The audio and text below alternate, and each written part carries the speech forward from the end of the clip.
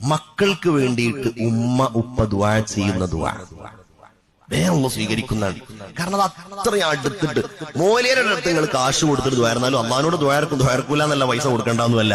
പക്ഷെ അതിനേക്കാളും വലിയ ഒരു ആത്മബന്ധം ഉമ്മ ദ്വാരക്കുമ്പോണ്ടാവും.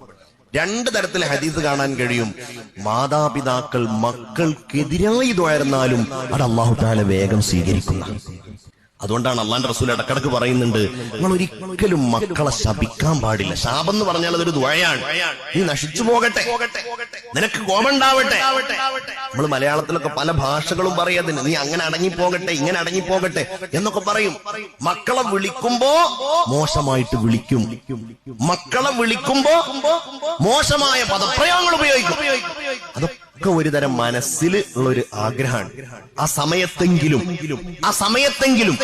അതുകൊണ്ടാണ് ഹദീസ് ശ്രദ്ധേയമാകുന്നത്.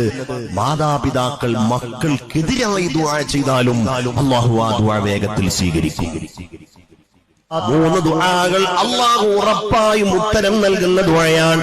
അതിലൊന്ന് ദഅവത്തുൽ മദ്ലൂം, ആക്രമിക്കപ്പെട്ടയാളുടെ ദുആ, നീതി നിഷേധിക്കപ്പെട്ടയാളുടെ ദുആ, അയാളുടെ ദുആ അല്ലാഹു സ്വീകരിക്കും വേഗം. വദഅവത്തുൽ മുസാഫിർ, യാത്രക്കാരന്റെ ദുആ. പിന്നെ കേൾക്കണം, മക്കൾക്ക് വേണ്ടിയിട്ട് ഉമ്മ ഉപ്പ ദുആ